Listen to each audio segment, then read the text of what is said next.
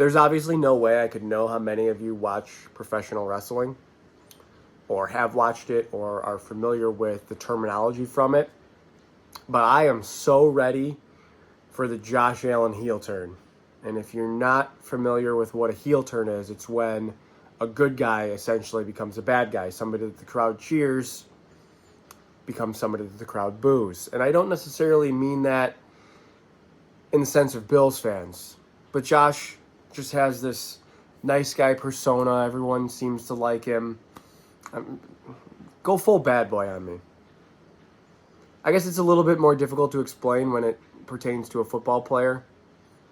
The most famous heel turn of all time, at least in professional wrestling, was when Hulk Hogan joined the NWO in 1996. He was beloved for 15 years or however many years before that. The fan favorite, the quintessential, the real American, as his theme music would say. And then he went heel for the first time in his entire career.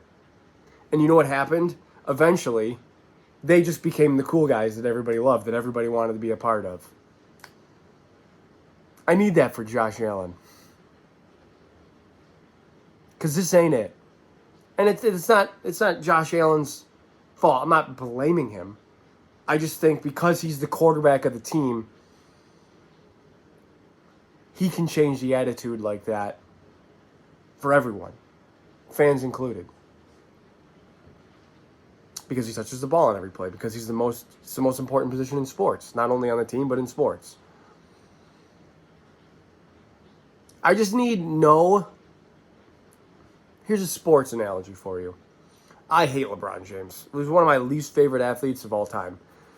Fantastic player. I'm not saying he's a bad player. Who would say that? Psychopaths. I just don't like him.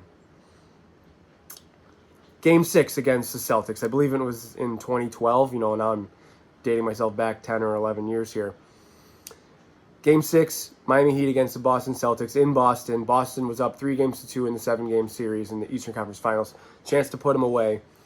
LeBron, they zoomed in on his face right before the tip, and you might have even seen this meme, and he's just sitting there like this. I can't even remake the face. And he scores like 45 points, just puts the team on his back. And I think a lot of fans think that Josh Allen already does that. But LeBron left even me speechless, and I don't like him. The detractors, that's what I mean. Like, the critics. Leave the critics with no ammunition. Get rid of these performances. Whatever this last 5 weeks is. The Bills have alternated wins and losses for 6 straight weeks. Josh Allen has thrown an interception in 5 straight games. The Bills have 11 turnovers in those 5 games. They've forced 3. No, he can't force turnovers. I understand that. But just 1 turnover forced in the last 4 games. And it's the Poyer punch-out against New England. None against the Giants, none against the Bucks, none this past week against the Bengals. Same story, different chapter for the last, month and a half of Bills football, right? I mean, what do you want me to say? They're probably the first team to ever play back-to-back 24-18 games. Cool. I don't know. I just made that up. I have no idea. It didn't feel over from the get-go. I expected the Bengals to go down the field and score a touchdown once I found out we were kicking off. But when Allen answered the call on the Bills' first drive with, 6 throws, 5 going 5 of 6, and then running in a touchdown and pointing to the guy and getting a penalty for it, whatever, I'm like, yep, that's what I mean, the heel turn. That's it. Let that animal out. And I'm not with this whole, there's people on Twitter saying, oh, the Bills, they neutered Josh Allen. They took that energy out of him. I don't buy that. I really don't buy that. It's in there. I don't know what will bring it out. I don't know whose fault it is. That's why, I guess I'm kind of maybe contradicting myself a little bit. I don't think it's the coaches that are bogging Josh Allen down. I don't know if it's scheme. It's hard to put your finger on it. The word of the week has been tempo, no huddle. speed or whatever. Like, that's been the tempo. Has been the hot topic this week. I don't know, maybe. But I know whose job it is to figure it out. Okay, and that does go back to coaching, to Dorsey, to McDermott. This issue needs to be resolved. Because, I said it before, I'll say it again, this ain't it. It's not like losing to the Bengals on the road is necessarily a bad loss. It's not like allowing 24 points to the Bengals is necessarily bad either. It just felt... It felt like the Bengals could get more if they needed to. I mean, they racked up almost 400 yards. They completed 2 touchdowns to, like, their tight ends. They used... I mean, T. Higgins had 8 for 110. He was great. Chase had 4 for 41. But they used... Drew Sample scored a touchdown. They used Irv Smith, who got the first touchdown. They used Tanner Hudson. Like, they used 3 tight ends to beat you. I'm not looking up what these guys finished with. Hudson, 4 for 45. Sample and Smith, 3 for 30 and a touchdown, 3 for 26 and a touchdown. You know, granted, that's only 10 catches for 101 yards, but that's 2 touchdowns. 10 for 101 and 2 touchdowns to their 3 tight ends? Come on. Joe Mixon, 14 carries for 37 yards. It's not super impressive by any means, but it's not super impressive, period. By any metric. Did get the 3 yards 3 or 5 yards when he had to on the last drive of the game. It's just the last drive of the game keeps mattering to the Bills. And I know it's the NFL, and that is going to happen. I don't want it to. To need this stop, to lean on the defense the whole way and then need the stop like they did against New England, and the Bills didn't come up with a stop. Like they did against Tampa Bay, and they got the stop. Like they did against the Giants, and they got the stop. Like they did against the Bengals, and they didn't. I know I went, totally out of order there. But it's just alternating. Hey, we needed the stop against Jacksonville. We didn't get it. Hey, we needed the stop against the Giants. We got it. Hey, we needed the stop against the Patriots. We didn't get it. We needed the stop against the Bucs. We were up 14 late, but, they got the ball back, and Hail Mary, whatever, we got the stop. We needed the stop against the Bengals. Didn't get it. I mean, score more on offense. And again, I don't know what the issue is, but here's what I can tell you. This past Sunday against the Bengals, the Bills had a beautiful first drive. Did they hit a lot of plays throughout the game? Not really. It was really just that first drive, which Diggs is primarily responsible for because he took a 5-yard out for like 40. Broke a couple tackles, got to midfield, weaving and dancing his way to a 40-yard gain or something like that.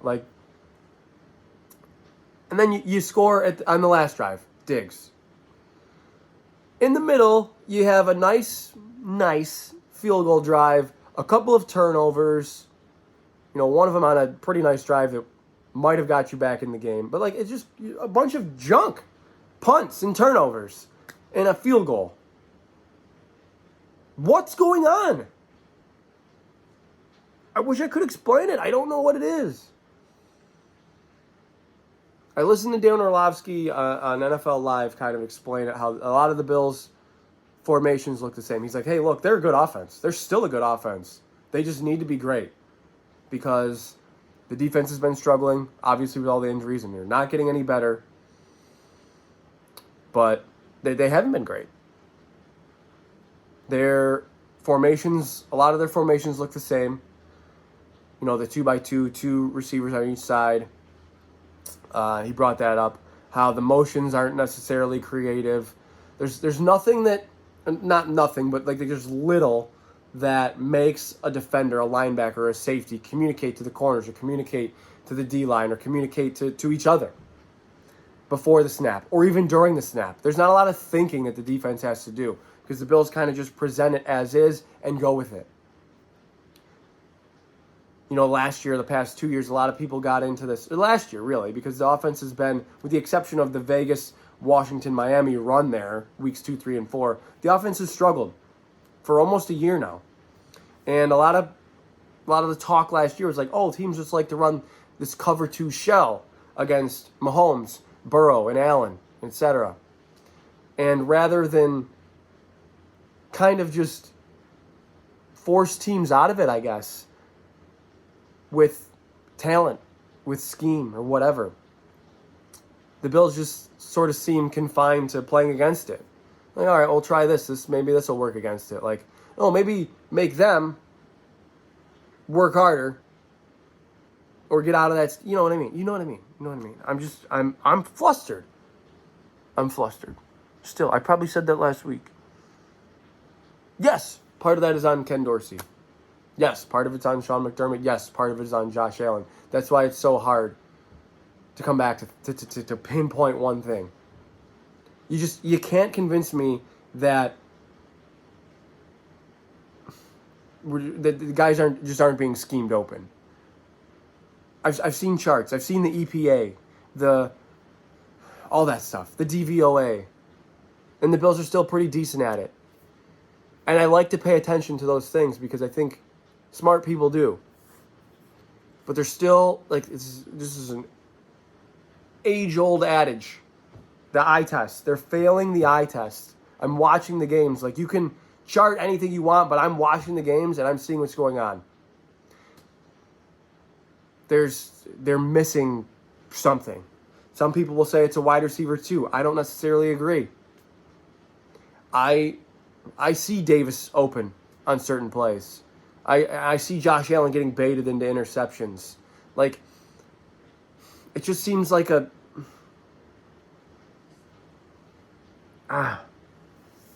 deep ball to Hardy, the play before the Allen interception. It's all everything I just said all wrapped into one. The deep ball to Hardy is a miss by Allen because he throws the ball out. The cornerback has outside leverage, and he throws the ball outside. If he throws the ball inside, Hardy can maybe track to it. It's not the best separation receiver. He's fast, but he's not like going to win contested catches that often. But the ball's placed incorrectly. Meanwhile, on the underneath, across the middle, he's got Davis for probably 10 or 12 yards. But he doesn't take it. Next play, he tries to fit it in that window that the Patriots caught him in on the first play from scrimmage. He tries to fit it into that window between the corner and the safety. And the corner's just baiting him the whole way. And he takes it. He takes the bait. He made another throw in the game that was just like that, actually. And it fit. And you're like, geez, that is just, it's so good when it works. When it works, it looks so pretty.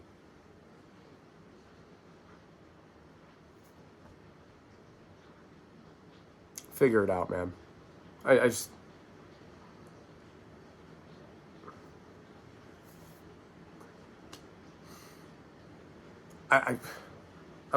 this is it. I'm done talking about that. And I just hope I don't have to talk about it again. The problem is what you've run to in the AFC now. You don't have tiebreakers with the Bengals. You don't have tiebreakers with the Jaguars. You don't even have them with the Jets right now, but you do play them again. You have to have these next 2 games against the Broncos and Jets. You have to. Or we are, like, the get-out-of-jail-free cards are gone. They are burned. This is it. Like, you're 9th in the AFC. Like, you looking at the standings, you're 9th. But you know what? The Bengals were 5-4 at this point last year, too. And they figured it out. I believe the Bills can figure it out. I've seen it. I know it's in there. I don't know if it's tempo. I don't know if it's... Last week I talked about Allen running and Khalil Shakir and using, the slot receiver. And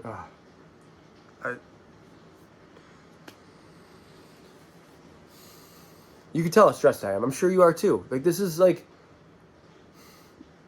almost the least amount of fun I've had with them since Allen's rookie year. Like, the inconsistency is just, it's mind-boggling. And now, like I said, I guess I didn't mean to speed past the AFC point. You're in a dogfight in the AFC. You're behind the Browns and the Steelers, who haven't had their bye weeks yet. But, like, come on. The Steelers are bad. They're really good on defense. They're really well coached. They're historically bad on offense, and you're behind them because you can't play offense either right now.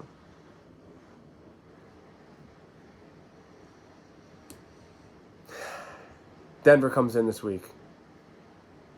They're on a bye this past week. They'd won 2 in a row. They beat Mahomes. Feeling good about themselves. They beat the Packers at home the week before that. So it's their first time traveling in literally a month. Their last road game was Thursday, October 12th against the Chiefs, who they seem to always play tough. So I'm not really reading too much into that, but the Denver feels like the type of game you might have rather had the beginning of October than now. Denver's probably feeling good about themselves. Their defense has been better, albeit not outstanding. They've been better. Offense still leaving a little bit to be desired. The annoying part about Denver's offense is the long drives. They're so not good or below average maybe that when they put together scoring drives, they take so long.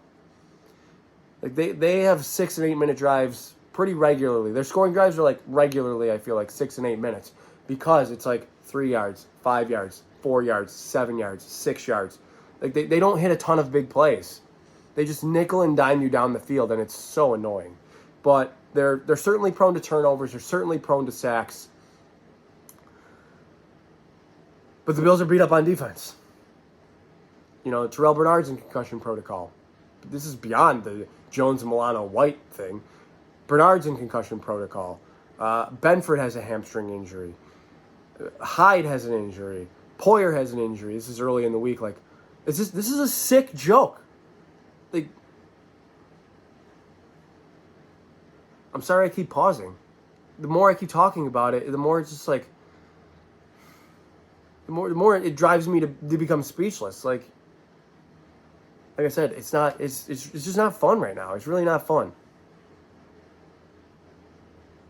But you're darn right. I'm gonna put my gear on Monday, and I'm going there with all I got, with all that I got. Once I'm there, once that game starts, I'm all in. Okay? I can have no fun for 6 days thinking about it, talking about it with friends, recording videos, whatever. But once that game starts, I'm in. And I need it this week against Denver. They need it this week against Denver. We all need it. They've alternated wins and losses for the last 6 weeks, so I guess a win is up next. But man, it's going to take offense. I'm picking offense to happen. No matter how stupid they keep making me look. I picked them to score 30 last week against the Bengals. I did pick them to lose, but I picked them to score 30. It's got to be coming. They have to break out of it. Players-only meetings called by Latavius Murray, whatever, for offense-only meetings. Like, I don't know. I don't know how those things go. I can't. I've never been in one, of course. None of us have. I really don't want to speculate to whether or not they make any type of difference. But I'm going to pick the Bills to beat the Broncos. Despite the injuries on defense, despite the inconsistencies on offense, because I think Denver still has more of the same. Despite the fact that they're pretty healthy. It feels like Greg Dulcich is their only injury right now. They got Baron Browning back. He had 2 sacks and a sack fumble this past week against Mahomes. He matters for sure. I'm just picking the Bills to be great at home. They're 7-point favorites. Let's start acting like it.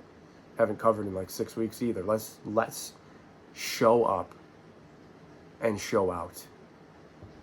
Bills over the Broncos, 30-20. I'm going to pick them for 30 again. 30-20. Bills over Broncos. Where's your head at? Where are you guys with this? I mean, talk to me about it. Do you want to? Who's to blame? I talked about how I think it's a little bit of everything. That's why it's so frustrating, because you can't just point at one thing and fix it. There's things that it's hard to figure out what it is that needs to be fixed. Just the offense or just the defense, like strategy. What is it? I don't know. Thanks for coming this far in the video. Hit me up on Twitter. My Twitter X handle and YouTube username are the same. Enjoy your weekend. As always, above all else, go Bills.